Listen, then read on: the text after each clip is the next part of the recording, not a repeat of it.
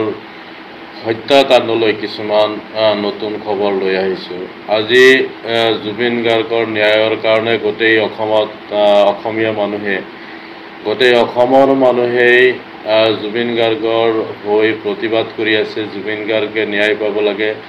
জুবিন গাৰ্গক কোনে হত্যা কৰিলে এই হত্যাকাৰী সম্পৰ্কে শ্যাম কানু, সিদ্ধাৰ্থ শেখৰৰ নাম ওলাইছে আৰু কিছুমান মানুহ আছে যে যিসকলে ছিংগাপুৰলৈ নি ষড়যন্ত্ৰ কৰি জুবিন গাৰ্গক হত্যা কৰিছিল আৰু হত্যা কৰাৰ পিছত আজি শ্যাম কানু, শেখৰ, সিদ্ধাৰ্থ ইহঁতে জেলত আছে আৰু অসমৰ মানুহে ন্যায়ৰ কাৰণে প্ৰতিবাদ কৰি আছে। তাৰে মাজতে ছ'চিয়েল মিডিয়াত কিছুমান প্ৰতিবাদ ভাইৰেল হৈ আছে যে আমাৰ অসমৰ মুখ্যমন্ত্ৰী হিমন্ত বিশ্ব শৰ্মা ডাঙৰীয়াই ইয়াৰ ন্যায়ক লৈ অলপ গাফিলতি কৰি আছে, অলপ অৱহেলা কৰি আছে, ন্যায় পাবলৈ অলপ অসুবিধা হৈছে। জুবিন গাৰ্গৰ ন্যায় নাপায় বুলি অসমৰ বহুতো মানুহে অৰ্থাৎ জুবিন গাৰ্গৰ অনুৰাগীসকলে প্ৰতিবাদ কৰি আছে আৰু ক্ষুব্ধ হৈ আছে অসমৰ মুখ্যমন্ত্ৰীৰ ওপৰত।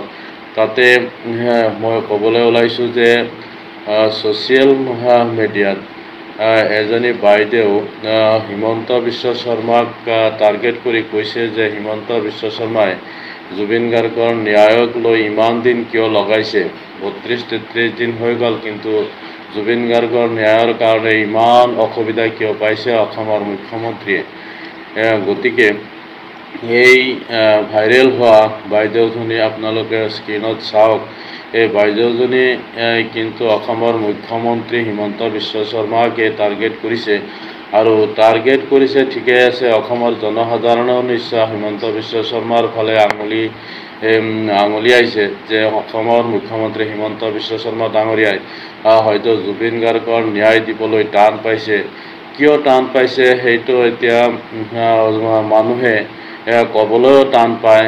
কিয় বা টান পায় এতিয়া অসমৰ মুখ্যমন্ত্ৰী হিমন্ত বিশ্ব শৰ্মাৰ কথাই ক'ব খোজে যে জুবিন গাৰ্গৰ হত্যাকাণ্ডৰ কাৰণে অসমৰ মুখ্যমন্ত্ৰী ডাঙৰীয়াই তদন্ত কৰিব বিচৰা নাই আৰু হত্যাকাৰীসকলক উপযুক্ত শাস্তি দিব বিচৰা নাই। আপোনালোকে স্ক্ৰীণত চাওক, চাই পেলাই আপোনাৰ নিজৰ মতামত আৰু যিসকলে মোৰ পৰা চাই আছে কমেণ্ট বক্সত নাপাহৰিব। মই সদায় নিউজ দিব নোৱাৰোঁ কাৰণ মই কাম কৰোঁ। মাজে মাজে ইউটিউবত মই কৰোঁ। আপোনালোকে খবৰ চাই থাকিব আৰু মোৰ চেনেলটো ডেভেলপ কৰাৰ কাৰণে আপোনালোকে মোক সহায় কৰিব। এই যে বাইদেউজনী যে ছ'চিয়েল মিডিয়াত কৈছে যে আজি 32-33 দিন পাৰ হৈ গ'ল, ইমান দিন কিয় লাগে আৰু কিয় জুবিনৰ ন্যায় এতিয়ালৈ পোৱা নাই, 32-33 দিন পাৰ হৈ গ'ল, ন্যায় পাবনে নাই সেই নিজৰ মতামত ৰাইজে কাহানি বাই গম পাইছিলে ইয়াৰ খলনায়কজন কোন ক'বলৈ ভয় কৰি আছে। अरे बाप रे, ये तो धोती खोल रहा है। এতিয়াও 32-33 দিন পাৰ হৈ গ'ল। অসমৰ জনপ্ৰিয় গায়ক জুবিন গাৰ্গ আজি ইয়াত নাই, যাৰ কাৰণে আজি গোটেই বিশ্ববাসীয়ে জুবিন গাৰ্গৰ কথা মনত পেলাইছে। জুবিন গাৰ্গৰ হত্যাকাণ্ডলৈ অসমৰ মানুহে জুবিন গাৰ্গ হ'ব পৰা নাই। জুবিন অবিহনে অসম শূন্য হৈ পৰিছে এনেকুৱা যেন লাগিছে। ৰাজ্যৰ চুকে কোণে প্ৰতিবাদ হৈ আছে আৰু প্ৰতিবাদত বিজেপি চৰকাৰৰ বিৰুদ্ধে প্ৰতিবাদ কৰিছে যে বিজেপি চৰকাৰে অৰ্থাৎ হিমন্ত বিশ্ব শৰ্মা ডাঙৰীয়াই জুবিনৰ ন্যায় দিবলৈ কিয় ইমান টান পাইছে আৰু কিয় ইমান দিন লাগি আছে। জুবিনৰ হত্যাকাণ্ডৰ লগত আৰু বেলেগ কোনোবা জড়িত আছে নেকি তেনেকুৱাও প্ৰশ্ন আহিছে। ছ'চিয়েল মিডিয়াত ভাইৰেল হৈ আছে আৰু প্ৰতিবাদ হৈ আছে। জুবিন গাৰ্গৰ হত্যাকাণ্ড কিয় হ'ল আৰু ছিংগাপুৰলৈ গৈ কিয় হ'ল আৰু শ্যাম কানু, সিদ্ধাৰ্থই কিয় ইমান টকাৰ মালিক হ'ল, কেনেকৈ হ'ল, জুবিন গাৰ্গৰ হত্যাকাণ্ডলৈ এইবিলাক প্ৰশ্ন উঠি আহিছে আৰু অসমৰ জনসাধাৰণে ন্যায় নোপোৱালৈ প্ৰতিবাদ কৰিয়েই থাকিব। আৰু মাজে মাজে ছ'চিয়েল মিডিয়াত সামাজিক মাধ্যমত এনেকুৱা ভিডিঅ' ভাইৰেল হৈ থাকে যে জুবিন গাৰ্গে ন্যায় নাপালে 2026ত বিজেপিত ভোট নিদিব, সেই তেনেকুৱা ধৰণৰ কথা ওলাই আহিছে। আপোনালোকে স্ক্ৰীণত চাওক, চাই পেলাই নিজৰ মতামত কমেণ্ট বক্সত লিখক। আৰু যিসকলে মোৰ চেনেল চাই আছে প্ৰত্যেকে মোৰ চেনেলটো ছাবস্ক্ৰাইব কৰি যাওক। এতিয়াও 32-33 দিন পাৰ হৈ গ'ল, ন্যায় নামত যে ধাবা চলি আছে। ন্যায় নামৰ যে ৰেলগাড়ীখন ৰেলগাড়ীলৈ গৈ আছে, সেইটো গম পাইছে চবে। এতিয়াও 32-33 দিন পাৰ হৈ গ'ল, ন্যায় নামত যে ধাবা চলি আছে। ন্যায় নামৰ যে ৰেলগাড়ীখন ৰেলগাড়ীলৈ গৈ আছে, সেইটো গম পাইছে চবে। এতিয়াও 32-33 দিন পাৰ হৈ গ'ল, ন্যায় নামত যে ধাবা চলি আছে।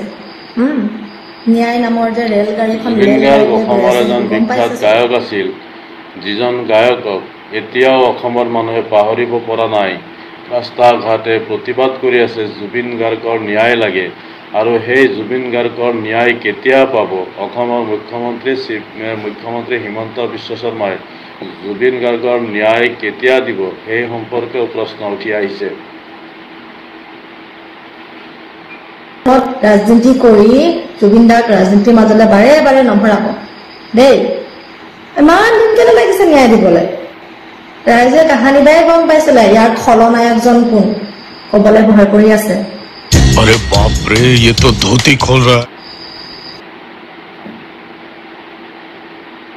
এতিয়াও 32-33 দিন পাৰ হৈ গ'ল, ন্যায় নামত যে ধাবা চলি আছে। ন্যায় নামৰ যে ৰেলগাড়ীখন ৰেলগাড়ীলৈ গৈ আছে, সেইটো গম পাইছে চবে। এইখিনিতে মই আৰু এটা খবৰ দিব ওলাইছোঁ। বিজেপিৰ জ্যেষ্ঠ নেতা ৰাজেন বুঢ়াগোহাঁই আজি AJP অসম জাতীয় পৰিষদত যোগদান কৰিব। বিজেপিৰ এজন জ্যেষ্ঠ নেতা ৰাজেন বুঢ়াগোহাঁই আজি বিজেপিত যোগদান কৰিব। ৰাজেন বুঢ়াগোহাঁই বহুত আগৰে পৰা বিজেপিৰ ভাল লিডাৰ আছিল, ভাল নেতা আছিল।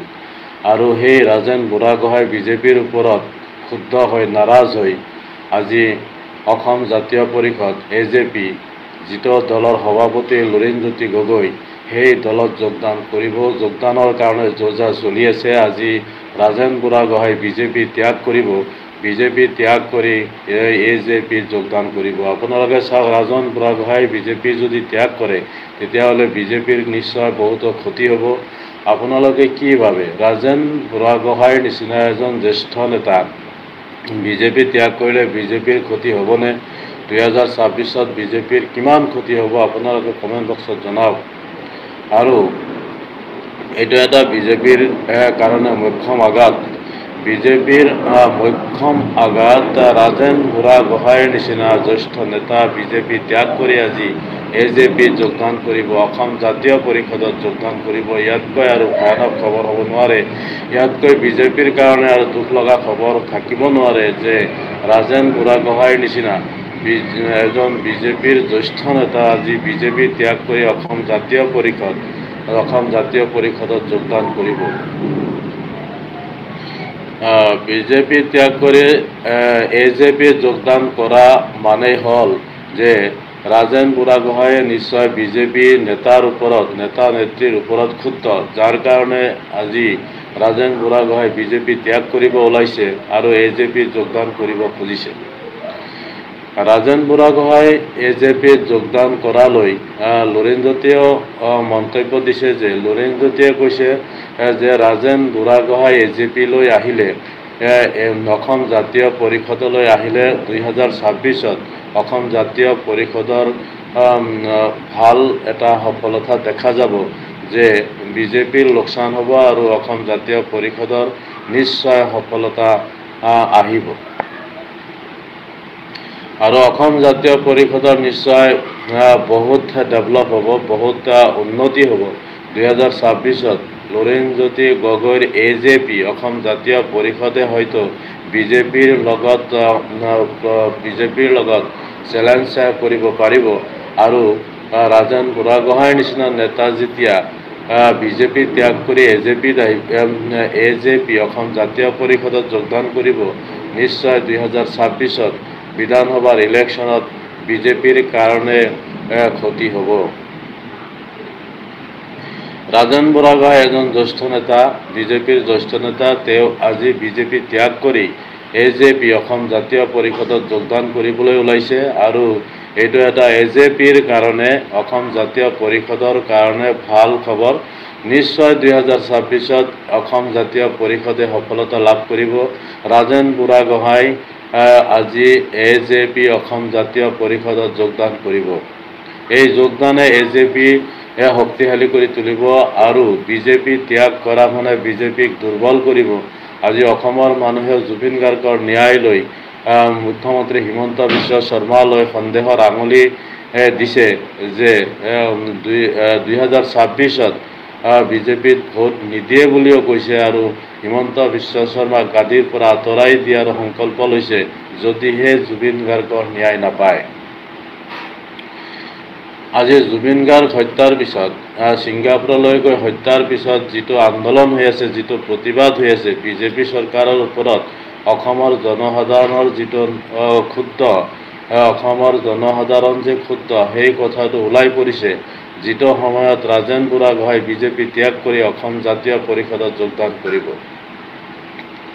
যিসকলে মোৰ চেনেল চাই আছে, আপোনালোকে মোৰ চেনেলটো ছাবস্ক্ৰাইব কৰিব আৰু নিজৰ মতামত কমেণ্ট বক্সত জনাব। লাইক শ্বেয়াৰ কৰিবলৈ নাপাহৰিব। Thank U.